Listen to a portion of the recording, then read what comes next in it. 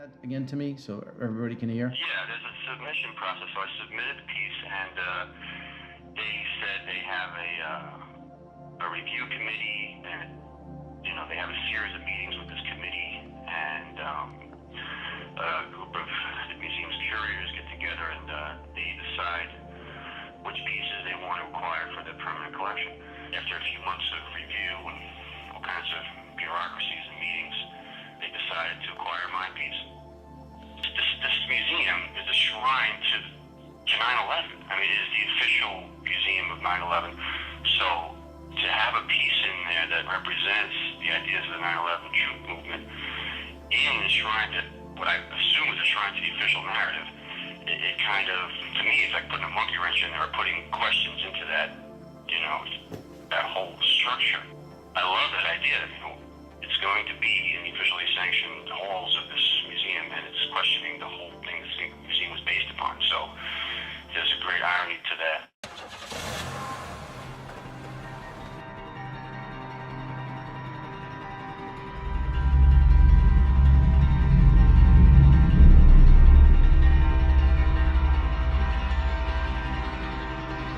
Listen, we're almost at the 9/11 Museum. We're going there, we're going out to the Belle of the Beast. We're going to deliver this artwork that kind of challenges the official narrative. My little piece that we're going to deliver today is just one little chink in their armor. And I'm proud to have it in there, and I'm glad, to their credit, that they're going to put it in there. Now, I don't know if they're going to stick it in, the corner or never see it again or disappear it, but I want it in there. I want it on record that it's in there, and we'll see. I have questions. I'll give them the benefit of the doubt. They're gonna have my work in there. Got your audio going? No. I would start it up. I'm sorry. I have an appointment here at 16th floor, 600. That is over. So what floor? 16th. With the 9/11 Museum collection. Okay, we'll see the young ladies at the reception desk, so they'll announce if you have an appointment. Thank you. No, we're delivering it. Yes, we're all together. I was in inspecting. Can you log now?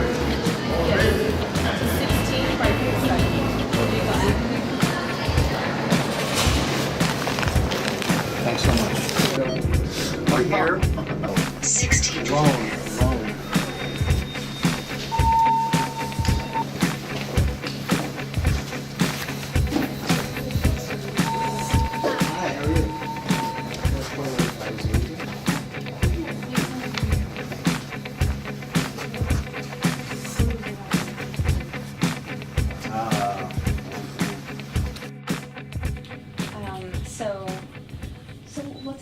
Let's get started. Let's take a look at the artwork and we'll take it from there. Original, That's great. This was the original, And magazine for your archives. Thank you. So you can have this. This is where it was published in the Village Voice. That's nicely done. That's beautiful. Great, I'm glad you like that. Yeah. A lot of my work is collage and paint. So will you talk a little bit about the creation process? Voice commissioned you for this piece and you started researching the truth movement. Will you speak a little bit to how aspects of the movement inform some of the iconography in this particular artwork? Sure. I saw 9/11 happen from my roof on Houston Street. I watched the whole thing happen, and I was, personally impacted me. Being in this neighborhood, obviously. So I heard the first plane hit, and I thought a truck might have crashed into my building. And as I looked out, I didn't see a truck on Houston Street. Then I looked the other way, and I saw smoke coming out from the Twin Towers. And obviously, you knew something really momentous had occurred. Went along with the official narrative, and like everybody else did. And then I got this assignment, and when I got this assignment called Fakes on a Plane about this series of films that kind of question the official narrative, I started looking into it just as research really for the project itself. And I knew nothing about the 9/11 Truth Movement, and even the idea of it was kind of absurd to me, that somebody would question the story. What are you going to question? Just this is the way it happened. So I went into it thinking these guys are nuts, and they're obviously just kind of crazy people. And I was prepared to do an illustration to kind of reflect that temperament, that, you know, these people are insane. And so I spent a couple of days doing research, and some friends of mine started sending me movies, and I researched the films that are in there's a whole list of them here in the actual story. Loose Change, Painful Deception, can't read without my glasses, Terror Storm, 9/11, In Plain Sight.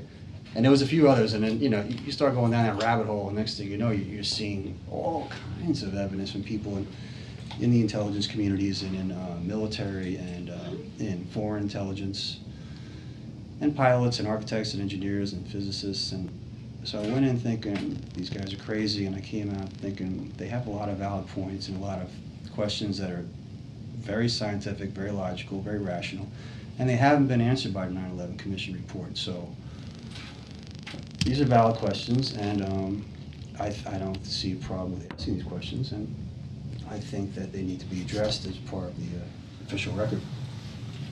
So, Could I just interrupt you with a question? Sure. How far along was the article when you were commissioned to do the artwork? And, you know, And did what you see the article before you did it? Right. Yes, Did I that got kind the- of... Is that this? yes, yeah. I got the article, and I started researching. You know, just doing research like I do for any illustration project, just to try to understand what the story's about. So, like I said, I went in very reluctant to embrace any of these ideas. As a matter of fact, I was hostile to them, because I took it kind of as a personal affront that they were challenging my beliefs and my, you know, notions of what happened that day, and even my memories of what happened that day. So it was a personal attack, and it was obviously, you know, I mean, I think of myself as a patriotic American. I think of myself as someone who respects the principles this country was founded on, and I take these things very seriously. So I didn't go into it lightly, and I went into it in a very sober and deliberate fashion, and tried to do my diligence as far as researching it. And like I say, a lot of evidence presented itself to me that made me kind of join the guys that I felt like I was commissioned to make fun of. And it's been a long road since there. I kind of, you know, I've done further research, and I still think a lot of these questions haven't been answered. And it's all part of just trying to understand what is reality and what really happens, and to what extent are we being deceived. And it's a personal journey, and it's a journey that every American, I think, should go through. Just as anybody who questions and wants to get to the heart of understanding the true nature of the country and the reality they live in. Is this a self-portrait? Is that you? It kind of turned out to be, I mean, not literally, but it was me, you know, a symbolic me, where somebody looking at all the evidence and tying all the things together, and this kind of, you know, it's obviously this cliched motif of the somebody on a billboard trying to solve a murder mystery, which is what this was. It was a crime scene, it was a mystery, and trying to put it all together, like who done it and who benefited, and, you know. Is this the sort of crime scene? Yeah, it's kind of putting together, you know, I don't know if you ever saw The Beautiful Mind, where Yes. he puts together it's connecting the dots, basically. Oh, okay. So it was connecting the dots throughout history and trying to make sense of it on a historical basis. You know, there is a history of these kind of false flag events, and is this another one? And if it is, can you prove it is? And are intelligence people coming forward and saying it is? Did the magazine, did the newspaper or you get feedback on your painting? Just positive, from as far as I know. You said that you got the impression that you were commissioned to be critical of it. I haven't had the luxury of reading the article. Is the article critical? The of it? article is pretty even-handed. They kind of just say, like, this is classic conspiracy, kind of lurid films, but they don't really go after them. But the phone call I got from the art director, the original phone call, was kind of like, look, these guys are nuts, you know. So that was put into my head, and I just kind of went in thinking that art directors always give you clues as to, you know, what they kind of want the spin on the story to be. So I kind of deviated from what I felt like I was being commissioned to do. into just kind of not really promoting or rejecting these ideas, but kind of putting some of them out there. Some of the information that I learned from physicists like Stephen Jones and from intelligence people like Robert Baer and very serious people.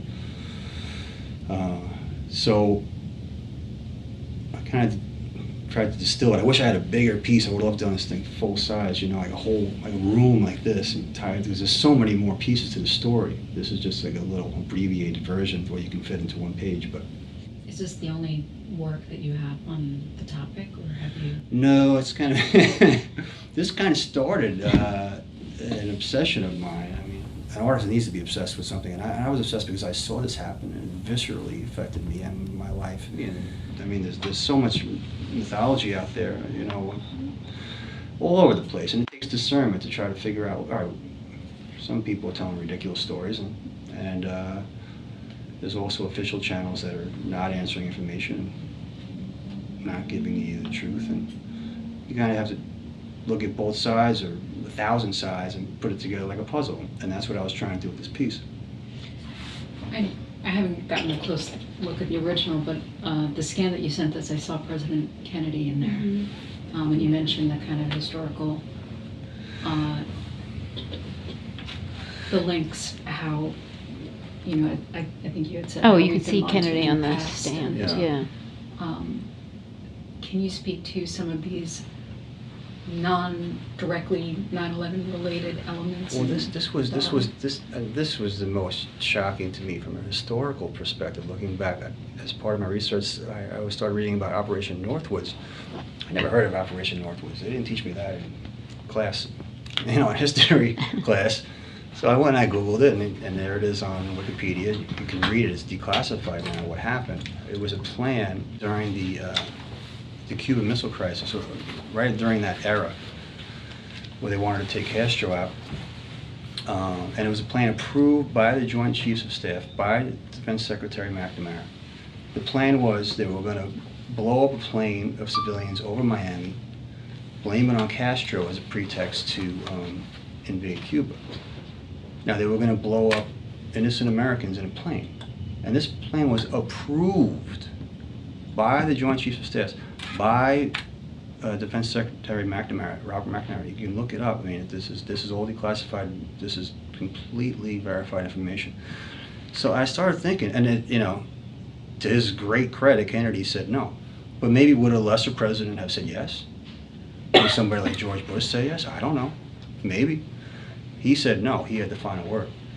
So that really made me, I mean, the fact that these plans are put out there, this is historically, you know, verified information. So, and there's a history of them, these black operations. So that one is documented, and there's many more that are kind of, you know, in the realm of, there's been whistleblowers that have come out and talked about them, but they're not completely declassified. But anyway, there's a history of it. It's a way of, it's a tactic. Well, I think it's fascinating that that's the connection that you're drawing with representing Kennedy in the piece, rather than, you know, what I think maybe other not as well-informed visitors might see looking at it, which is that it's about the grassy knoll, it's about the conspiracy surrounding his assassination. That's So yeah. it's, you know, in a way, I think each of these elements require a little bit of explanation as to what your motivation was for putting it in the piece. Absolutely, and that was the reason I put Kennedy in the Operation Northwoods connection. But what I'm hoping is people see this, and you know, maybe they see Operation Northwoods and never heard that term, and they Google it and look and do your own research, make up your own mind. You know, I'm not trying to be completely didactic here to just say, look, this is, I have it all figured out, and this is the way it is. It's like, I'm putting questions out there, because I don't.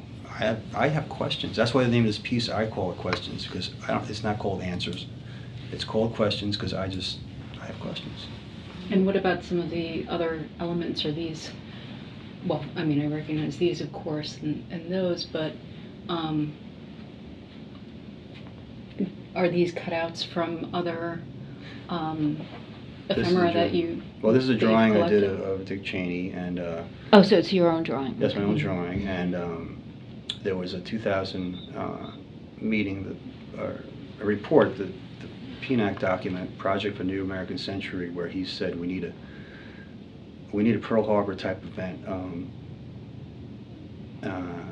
to kind of get his agenda of what he thought was the best course for America to get through. So they had the Patriot Act waiting. They had all these plans for all these various invasions of Iraq and 7 other countries that Wesley Clark talks about. All those plans and war plans were put into place before or right after 9/11. And they lay it out in the PNAC document. You can read it online. Where they're looking for a reason to casus belli, a pretext to launch their agenda into reality. I was curious about this, the Gettysburg Bridge. Yeah, that's something. I mean, there's a lot of these things that you start researching, you kind of come across. The Bilderberg Conference is a group of global planners that get together, some of the biggest names in political power, corporate power, finance. Globally, they get together every couple of years, and they talk about, kind of steering how they can help influence what they think is the best course for the global agenda in a certain direction. Mm-hmm. And it's just a meeting where very powerful people are talking about policy, they're talking about ideas, they're talking about wars, they're talking about economy. And these people are serious people and with considerable political and economic power. And they're planning policy without any transparency. And I want people to research. I want people to do their own homework. Definitely. And make up your own mind. You don't agree with me, fine. That's perfectly fine. But at least be exposed to this information, and at least give an alternative view a chance. Because when you just unquestioningly accept what you're given from a top-down system, a top-down government or media, you're disrespecting yourself, I think, because has they ever lied to you about anything? Can you really say the answer is no? So why shouldn't you question what they say? They've lied to us about very serious things, we know that. They said nobody's spying on you. They said nobody's reading your emails, and they are. So questioning proven liars doesn't make you crazy. It makes you, in my mind, it makes you just, it makes you smart. Like, all right, I don't know, you lied to me about this, maybe you're lying to me about that. So that's really, and let me research, and maybe you're not. Don't lie about everything. Let's find out, let's investigate it. And I think the 9/11 investigation was not thorough and had some serious flaws to it. So I'd like to see, and I think everybody on Earth deserves a real investigation into what happened that day. I mean, you guys have a whole museum here dedicated to this thing. This is serious stuff. This is not, some trivial issue. So let's before we etch into stone what happened, let's find out what happened. Anyway, that's my rant. It wasn't a rant. Is this your drawing of Osama bin Laden? Yes. Well, hi, what is the technique? Is that on a, That actually on was a dartboard? And Yeah, I it's- actually painted that on a dartboard, and just for size sake, like I said, I would have loved to have this life size, so that's actually painting about this big, and I reproduced it and had it shrunk down. But I would love to do something like this. I have a whole room. It's an idea I want to pitch to a gallery too, to have kind of a whole classroom with I have the desks and the blackboards, and I present, this is history according to me, might be right, might be wrong. But this is the way I have done my homework, and this is the way I see things, and it's presented with my best intentions. It's presented, I am completely authentic, and I've done a lot of homework, and my passion is real, and like I say, my intent is only to kind of educate people and make people think about these things. Well, it's, if nothing, it's certainly provocative and really well done. So Thank you. That's we're really grateful to have Yeah. such a, you know, at once kind of straightforward and sort of clear representation of this perspective, but at the same time, as evidenced by the conversation about Kennedy, it's not, you know, it's not simple-minded. It's a very complicated result of your research. So I appreciate that it's got that depth to it. Thank you. I think it's really well done. Thank you. I mean, I don't want to be irresponsible. I mean, I know it's putting information out there has power, and so I try to really kind of think about these things before I put things out there. Sometimes I put things out that, you know, just being a political artist, you put things out there maybe more emotionally based than they should be. But this particular piece, I wanted to be a little more, less emotional and more just kind of putting out dry facts. I was curious about what. So you have, it says false flag here in the corner. Yeah. Would you speak to that a little bit? Well, that was a term I never heard of this term before. I didn't know even what it meant. And like I said, I started doing research that night when I got this assignment. I stayed up all night to do this assignment, and What was the turnaround time? it was pretty quick. Uh-huh. A few days, but like, you know, I kind of was digesting everything. So the last night before it was due, I stayed up all night and I just kind of said, oh, this is due tomorrow morning. So I have to like I was kind of putting all the pieces together, had them all laid out on my desk, and then the last night I said, now I have to make them a cohesive picture. So I started putting it together, and I came across this term, false flag. And you know, false flag is like when Hitler wanted to invade Poland. He didn't just run into Poland because he would have had the opposition of all of Europe against him. So it was this Operation Himmler at Gleiwitz in Poland, where it was Himmler's idea. He dressed up Nazis in Polish uniforms, had them come across the Polish border into Germany, and then said he was attacked by Poland. Then he killed all his own soldiers, and used that as a pretext to say Poland invaded me, and then had all the tanks ready, and they just, you know, we're going to Poland. So that's kind of the most classic example of a false flag, but there's many others throughout history, and it's, you know, pinning a different country's flag on your operation. It's political people use it all the time. It's you demonize your enemy by attributing a certain crime to them so you can destroy them. I mean, it goes back, you know, ancient history. They used it. The Romans used it. Egyptians used it. It's nothing new. The strings are intriguing to me because of, you know, the straightforward representation of a web of connections between things, but it also seems to create a shape itself. Was that intentional, like a structure? I was thinking of doing that. I thought it was a little over the top, like creating a pentagon, or like that crossed my mind as I was creating it, and I said, you know what, that's just a little too obvious, a little too. So, but it does have a semi kind of. It has a shape. Yeah, it has a shape, and there is some symbology there, but I tried not to be too literal, just because I didn't want to.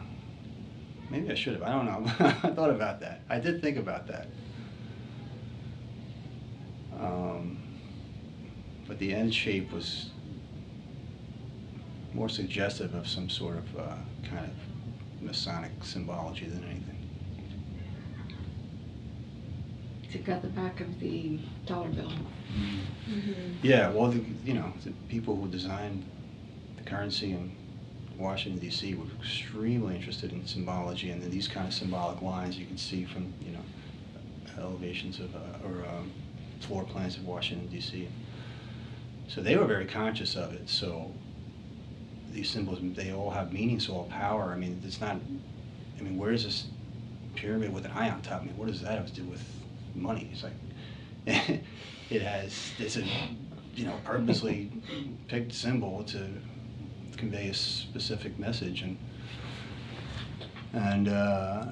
they wrote a lot of weird things in Latin that have a lot of meaning to them too, that a lot of people spend a lot of time deciphering. I'm not an expert on, symbology and all that, and that's kind of a whole esoteric art that I didn't really go down that whole rabbit trail, but. Well, the Freemasonry thing, you'll never dig yourself back out. No, I know. Sorry if I offended No, sensibilities. and I agree with you there. So I don't really go down that. There's certain rabbit holes, like I want to go down. I want to understand what's really happening. And a lot of it's you get into these kind of esoteric, occultic, almost areas of American history. There's some crazy stuff, but it's still hard to really pin down. But when you have intelligence people talking about actual operations, like that's not. Declassified information. This isn't theories anymore. Now it's like hard history. But it's real history, and that's what I'm interested in. Like, what's the real history? It's like I'm not really interested in fanciful, esoteric theories because you can debate those the rest of your life. But I am interested in knowing the real history, I mean, Gulf of Tonkin was a classic example. I have that on here. That story didn't happen the way they said it did, They needed us to, just like Hitler needed to get attacked by Poland to invade Poland, we need to get attacked by Vietnam to invade Vietnam, and we did. And if it doesn't happen, you make it happen. And 60,000 Americans died, and 2.5 or 3 million people in Indochina died because of that event. So these events are incredibly powerful. They move history forward. Or backward, however you look at it. But I love the fact that we're having these conversations because this is what this is designed to do, be a starting point for a conversation. All my artwork is. It's not telling you this is the way the world is. It's saying, let's talk about this. Let's just think about it, talk about it, and agree, disagree, whatever. Do research and just explore what the possibilities are of what's really going on. Is there what you would call a 9/11 truth section, or just is this as part of where would my work be in this fit into your narrative, fit into your collection? It could fit into a number of places. To answer your first question, I wouldn't say that there's a 9/11 truth section so much as the exhibition that you'll see when you do visit the museum is not fixed. This is certainly a unique donation for us, and it really marks one of the first times that we've taken a piece of artwork into the collection that delves into this aspect of 9/11's legacy. So possibilities are there, and they're a little bit open-ended at this juncture. Well, I really appreciate the fact that you're amenable to that, and that you appreciate that these questions are worth asking at least, and just having the vision to see this as part of the big picture, just add to me, to the legitimacy of the museum, and to a lot of other people too. Thank you so much. Oh my God, thank you so much. We're so appreciative. Nice. Very nice. They were very nice. What do we got here? Thank you. Look at this. Are we allowed to sign this? But listen, my initial instinct was right. This whole place is a shrine to the official name. Oh, yeah. No doubt about it. My left. Oh, yeah. Got it. Got it. You're pacing back and forth. What do you got to hide over there, Anthony? I'm going to open a book about the 9/11 Commission report, etc. Yeah, diretamente do Rio de Janeiro pra Curitiba. Toda atividade é pouca, hein? Comando Selva, Big Papo Reto, DJ Block Madureira. Sai da frente, sai da frente. Cuidado, senta aí, porque